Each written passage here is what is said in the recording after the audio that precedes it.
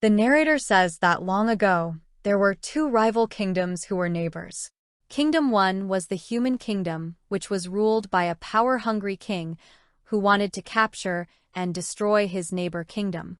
Kingdom 2, called the Moors, a peaceful place inhabited by many gentle supernatural creatures. There was no king in this kingdom, and all creatures lived in harmony together. We are introduced to one resident of the Moors called Maleficent. She is a young fairy girl with enormous wings who acts as a guardian for the other magical beings. When she is roaming in the forest, Maleficent is alerted by three small fairies that a thief has been apprehended by the forest guards at the Moors' border. She goes to see the thief as she hasn't seen a human before. At the border, the tree guards and Maleficent see that the thief is a young boy called Stefan. She asks him to return the jewel he had taken and throws it away in water again. While going back home, Stefan tells her that he is an orphan and lives in a barn. He says one day he will live in the castle and be the new king. Maleficent forgives him and tries to shake his hand, but gets hurt by the iron ring in Stefan's hand. She says that iron hurts fairies, so Stefan throws the ring away. Two of them form a friendship that lasts for several years and start meeting regularly. On Maleficent's 16th birthday, Stefan gives her true love's kiss, but then abandons her to pursue his thirst for power in the king's inner circle. Many years pass and Maleficent still awaits for Stefan to return and meet her, but he doesn't come. One day, King Henry leads his army to conquer the Moors for the human world. Maleficent comes there and warns him not to proceed ahead, but the king does not listen to her. He orders his army to get ready and tells them to attack her. Maleficent summons the dark and magical creatures of the forest, and they engage in a battle. The creatures overpower the army and start easily defeating them. Maleficent attacks the king and injures him badly. This causes the army to run away from there and lose the battle. On his deathbed, King Henry says he cannot be remembered like this and tells everyone about Maleficent.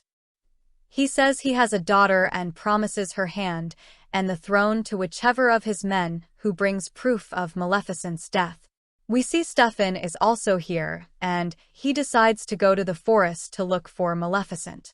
Stefan returns to the Moors and warns Maleficent about the king's plan. She is very happy to see him and they have a good time. Later, Stefan gives her a drink to put her into a sound sleep. He prepares to stab her to death, but is unable to bring himself to kill the woman he once loved. He decides to remove her wings as she sleeps and then departs. When Maleficent awakens, she is weak with the pain from her severed wings and realizes she has been betrayed. Stefan goes to King Henry, gives him the wings as proof of Maleficent's demise. King is very happy and awards the crown and his daughter's hand to Stefan. While going back to the forest, Maleficent saves a captured raven in a nearby field and gives him the power to transform into a man. She recruits this raven, who is called Dyaval, to serve as her wings in exchange for having saved his life. Dyaval goes to the castle and sees Stefan is now made king and tells Maleficent about it. She gets angry on him and swears revenge against Stefan. She goes back to Moors and declares herself ruler of it and infuses her surroundings with dark magic. Time passes and Dyaval tells Maleficent that the king has had a baby girl and is having a grand celebration. At the castle, everyone is here for the celebration, and the three fairies have also come from Moor.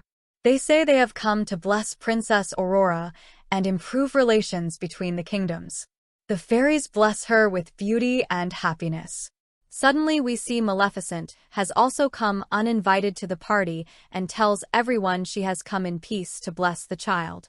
She giving her blessing, she bestows a curse on the princess. She says that before the sun sets on Princess Aurora's 16th birthday, she will prick her finger on the spindle of a spinning wheel and fall into an eternal death-like sleep. Stefan begs Maleficent to reconsider and even falls on his knees to beg her. Maleficent says that the only possible restoration to Aurora's life is true love's kiss. She says her curse will last till end of time and no power can change this. She leaves from there happy, having avenged her mistreatment. Staunton orders all spinning wheels in the kingdom to be destroyed and stored in the castle dungeon. He sends his daughter to be raised by the 3 fairies in the forest in hopes of avoiding the curse. He tells them to bring her back after 16 years and 1 day and orders his men to find and kill Maleficent. Maleficent makes a massive wall of thick thorn trees to surround the Moors and keep humans at bay. The fairies arrive at a hut and change themselves into humans to raise the child here. Maleficent and Dyaval visit the hut to see the princess and keep an eye on her. They see the fairies are not capable for taking care of the baby and even feed her from time to time. Staunton is getting crazy and orders his men to burn the trees, but they keep growing back. He suddenly remembers something and orders his soldiers to find all iron workers in the kingdom. Maleficent and Dyaval keep a semi-distant watch over Aurora throughout her childhood. One day Aurora meets Maleficent in the forest and seems not scared of her and even some affection to her. Years go by and Aurora is safe due to Maleficent's curse, which rules that she must stay alive until her 16th birthday. Aurora grows into a pretty girl with no inkling of her royal roots or Maleficent's curse. Maleficent still watches over her and sees that Aurora is a kind-hearted girl who loves animals. When some soldiers attack Aurora, Maleficent transforms Dyaval into a wolf and saves her. She puts a temporary sleeping spell on the girl and transports her into the moors. When Aurora wakes, she is very happy by the beautiful fairy kingdom, and when Maleficent makes her presence known, she is not scared of her. Aurora explains that she recognizes Maleficent from several incidents in her childhood and believes Maleficent is her fairy godmother. Maleficent puts Aurora to sleep and takes her back to her hut. As Aurora's 16th birthday nears, Staunton has gone crazy.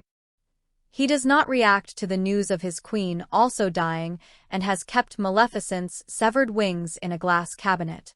Maleficent realizes that she does not hate Aurora and she is a good and innocent person. Maleficent attempts to retract the curse, but she had made it too powerful to be undone. Later, Aurora asks her why Maleficent doesn't have wings like other fairies. She says her wings were stolen from her. A day before her 16th birthday, Maleficent tells Aurora about an evil that she is unable to protect her from. Aurora says she is not worried and tells her wish to live in the moors with her fairy godmother and will inform her 3 aunties also. Later, Aurora encounters Prince Philip, who is lost, and asks her for directions. Both of them are attracted towards each other by their mutual attraction. Dyaval tells Maleficent that the boy could be answer to break the curse. He says that true love's kiss can still break the spell, but Maleficent admits she added it as a false hope because she believed it did not exist. Aurora goes to the fairies and tells them about her decision to live in Moor. The fairies get angry on her and tell her the truth about her father and curse. Aurora rushes to the moors to confront Maleficent, who admits the truth and tells her she put the curse on her. Aurora, now frightened and untrusting, returns to the human kingdom and meets her father Staunton and reveals her identity. Staunton orders to lock away his daughter for her own protection. Later in her room, Aurora feels a strange sensation in her finger and hears a voice calling her name. She escapes her room following the voice. Philip comes back to meet Aurora, but meets Maleficent, who puts him to sleep and goes to the castle with him. In a trance-like state, Aurora follows the voice and enters the dungeon, containing piles of broken and burnt spinning wheels. She approaches a spinning wheel and pricks her finger on it, drawing blood. The curse gets completed and she falls to the floor in a deep sleep. Staunton is enraged and blames the 3 fairies for failing to protect his daughter. Maleficent and Dyaval cross the iron traps in the castle and arrive inside with Philip. She leaves Philip in front of the princess's room, and the three fairies find Philip awake. The three fairies guarding the sleeping princess believe that since Philip is a prince, he can help Aurora. They encourage Philip to try and wake Aurora with true love's kiss, but since the two are not yet in love, the effort fails. The three fairies throw him out of room and go looking for other solution. Maleficent approaches Aurora's bed heartbroken and apologizes for her actions, promising to protect her as she sleeps. Maleficent kisses Aurora on the forehead, and Aurora wakes up. Maleficent is both shocked and elated to find that the spell had been broken through the power of her own maternal love for her. Aurora realizes how much Maleficent cares for her and begins to trust her again. When they are leaving the room, the royal guards ambush and attack them and capture Maleficent with an iron net. Maleficent orders Aurora to run to safety and transforms Dyaval into an enormous dragon. Dyaval attacks the soldiers and frees Maleficent from the net. While searching for help, Aurora discovers the severed wings in the glass cupboard. The soldiers have managed to capture Dyaval, and Staunton comes here in an iron suit and attacks Maleficent. The wings, sensing the presence of Maleficent, being to flap violently, so Aurora frees them. Staunton is about to kill Maleficent, but the wings fly to Maleficent and reattach themselves to her. Maleficent rises above and regains her power. She attacks the soldiers and frees Dyaval. Staunton puts a chain around her leg and clings to it. Maleficent pulls him out a window and onto one of the palace towers. Maleficent attempts to end the fight without hurting Staunton and tells him it's over. Staunton attacks her once more, sending them both plummeting off the tower. Maleficent takes flight and Staunton falls to his death because of his desire for power and revenge. Later, Maleficent soon undoes the dark magic in the moors, restoring its former light and beauty. The Moors and the human kingdom are now united, and Aurora is crowned queen of both kingdoms.